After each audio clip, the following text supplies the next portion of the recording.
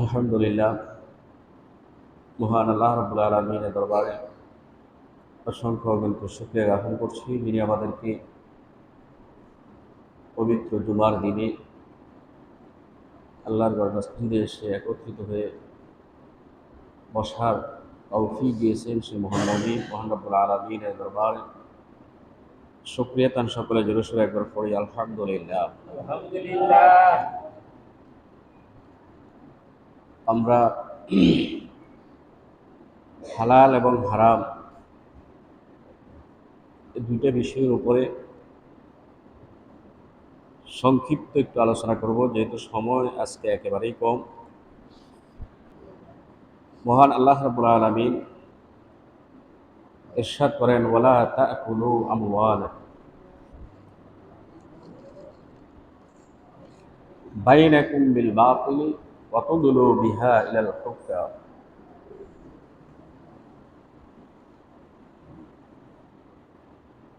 ওয়ালা তাকুলু, তোমরা খেও না, আমওয়ালাকুম, এমন সম্পদ, বাইনাকুম বিল বাতিল, হালালের সাথে হারামকে মিশ্রণ করে।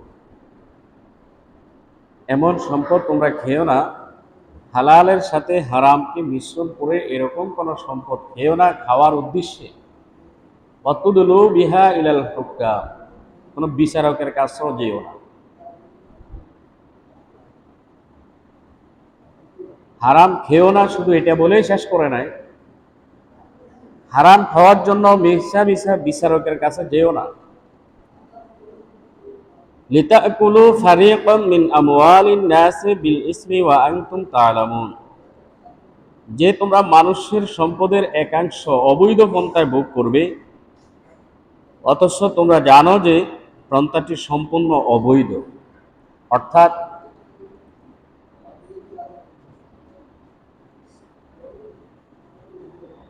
এই আয়াতটা নাযিল হয়েছিল রাসূল আকরাম সাল্লাল্লাহু আলাইহি ওয়াসাল্লামের মক্কা জীবনের প্রথম দিকে। আমরা সকলেই শুনেছি মক্কার কাফেররা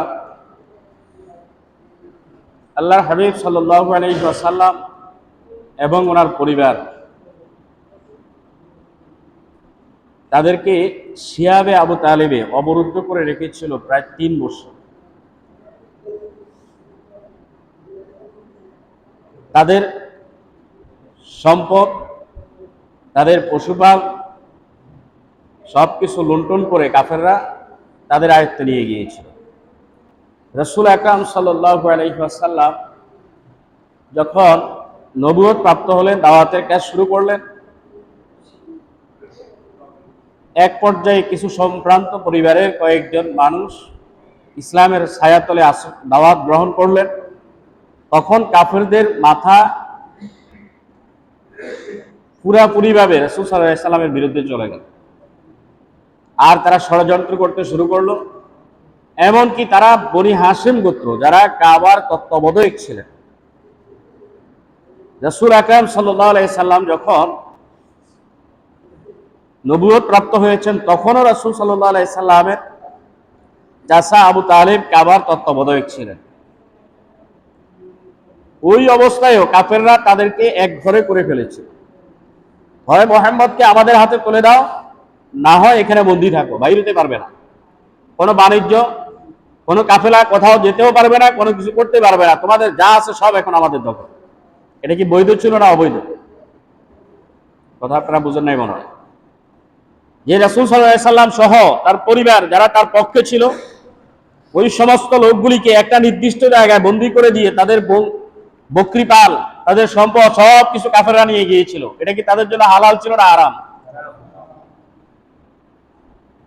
এবং তারা দাবি করেছিল এটাই উচিত, এটাই সঠিক।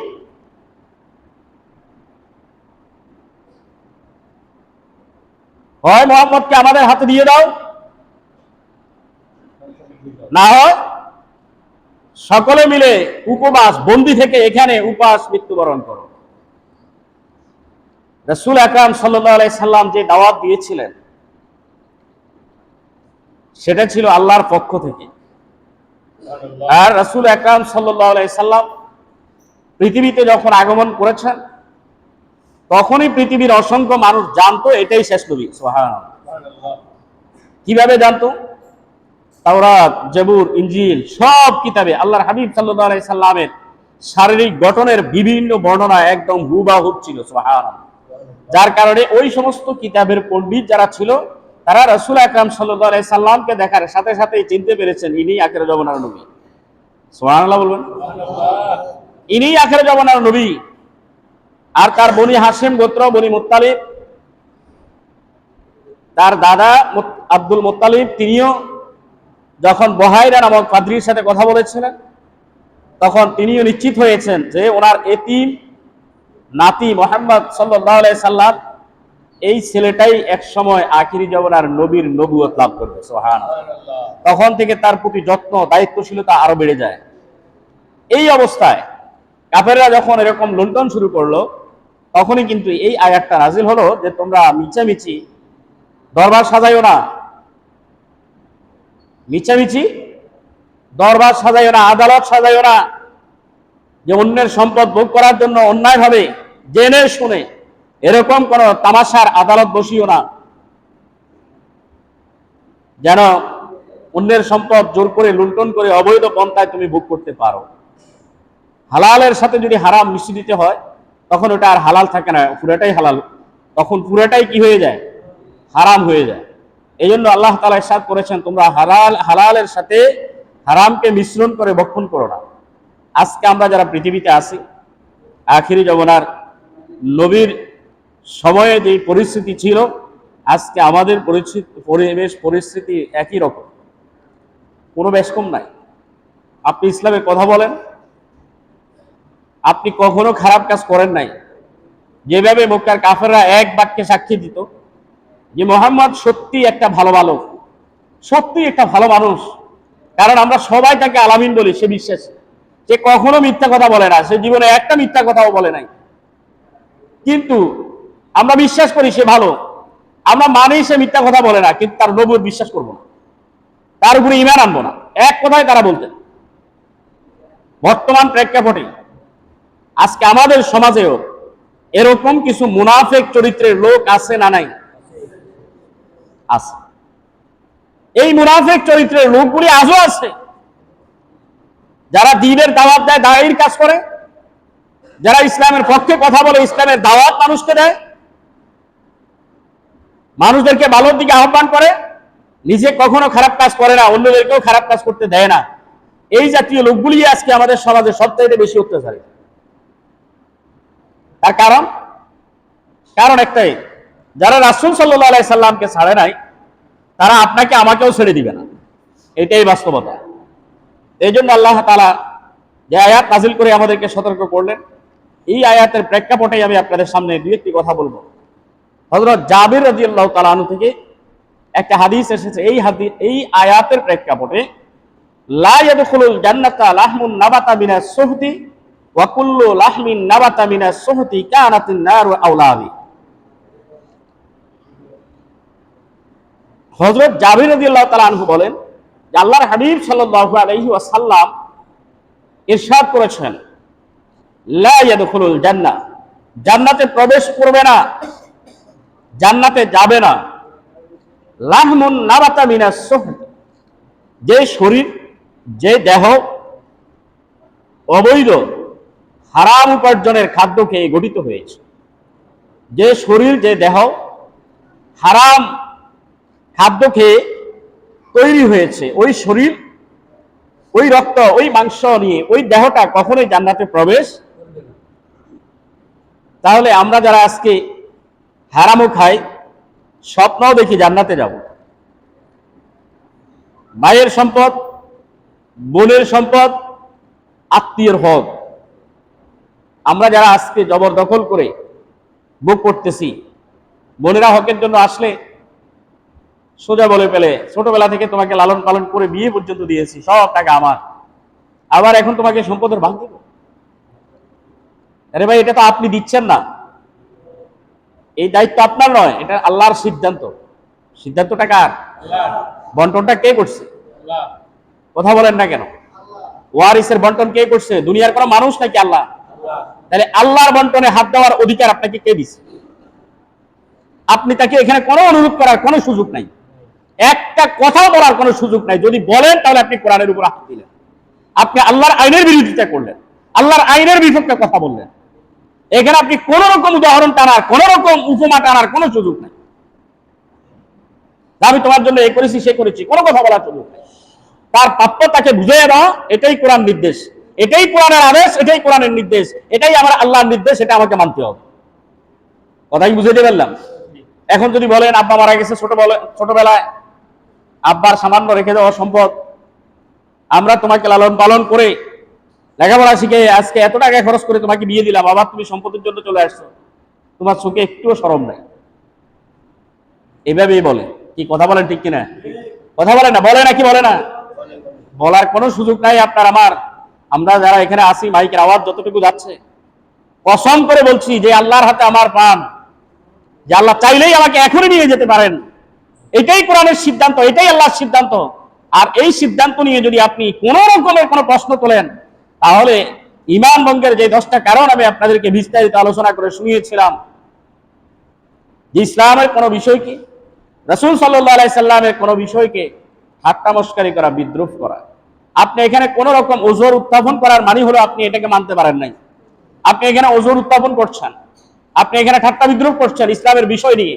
সুতরাং এই জায়গায় আপনার ঈমান থাকবে না, আর আপনাকে যেতে হবে জাহান্নামে।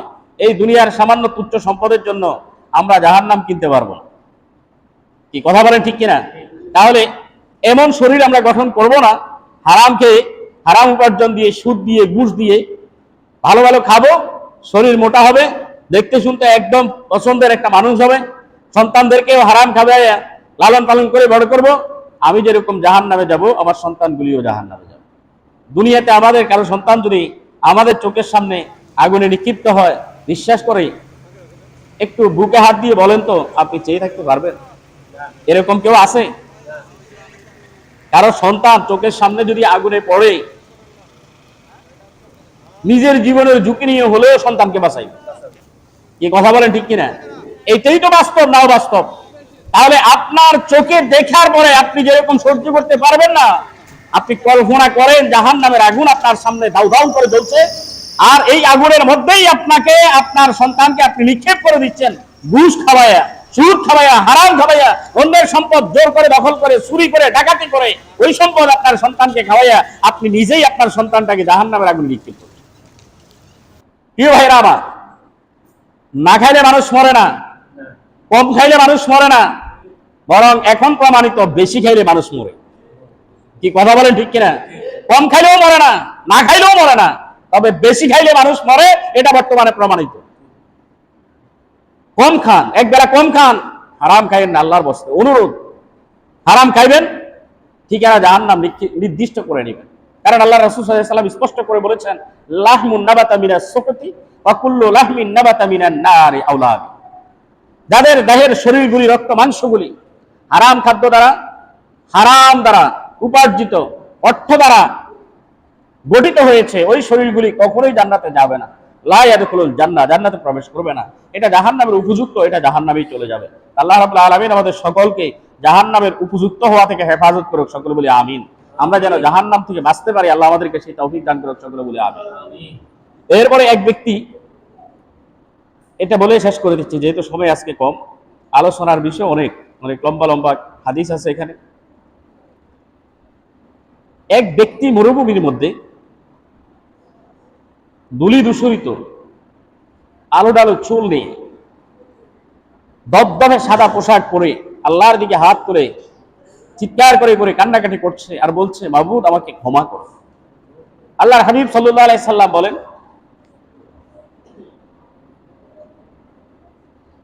ওই লোকটা ইলা সামা ইয়া রব্বি, এভাবে হে আমার রব, হে আমার রব বলে চিৎকার করছে।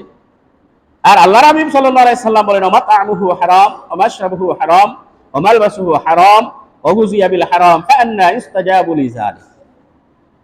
ওই ব্যক্তির শরীরের রক্ত মাংসগুলি ছিল হারাম, ওয়া মাশরাবুহু হারাম, সে যা পান করত তা ছিল হারাম, ওয়া মালবাসুহু হারাম, এবং তার দেহের পোশাক আশাক সবগুলি হারাম। ওগুজিয়া বিল হারাম, তার ইনকাম আয় রোজগার যা আছে সব হারাম। ফাআন্না ইউস্তাজাবু লিযালিক, আল্লাহ তাআলা বলেন কিভাবে আমি এই ব্যক্তির দোয়াটা কবুল করতে পারি? প্রিয় ভাইরা আমার, আমরা আজকে দোয়া করি আল্লাহকে খুশি করার জন্য নয়, নিজেকে পাওয়া, নিজেদের অনেক পাওয়ার আশায় আমরা হাত তুলি আল্লাহর দিকে, আল্লাহ আমাকে যেন এটা দেয় ওটা দেয়, কিন্তু আমার দোয়াটা আল্লাহ পর্যন্ত কেন পৌঁছে না? আজকে অনেকেই প্রশ্ন করে, হুজুর এত হুজুর দিয়ে দোয়া করাই, দোয়া কিন্তু আল্লাহ পর্যন্ত পৌঁছে না। প্রিয় ভাইরা, দোয়া কিভাবে পৌঁছবে বলেন আমাকে? আমাদের তো হারাম রন্ধ্রে রন্ধ্রে ঢুকে গেছে। এখন আমাদের দেহের এমন কোনো অংশ বাকি নাই যে অংশের ভিতরে হারাম নাই। আমরা যে টুপিটা পরছি, যে জামাটা গায়ে দিছি, ওই জামাটা হালাল টাকায় কিনা কিনা সেটাও আমি বলতে পারবো না। কি কথা বলেন, ঠিক কিনা? তাহলে আমার হাত আমার আল্লাহ পর্যন্ত পৌঁছবে কিভাবে? আল্লাহ রাসূল তো বললেন, ইয়া রাব্বি ইয়া রাব্বি ওমা তা'আমুহু হারাম ওমাল বাসুহু হারাম। এই লোকটা এইভাবে আল্লাহর দিকে হাত করে আল্লাহ ইয়া রাব্বি বলে চিৎকার করছে, আর আল্লাহ তাআলা ডাক দিয়ে বলছে যে এই ব্যক্তির পানীয় হারাম, খাদ্য হারাম, পোশাক হারাম, আয় রোজগার যা আছে সব কিছু হারাম। আমি আল্লাহ কিভাবে এই ব্যক্তির দোয়াটা কবুল করতে পারি?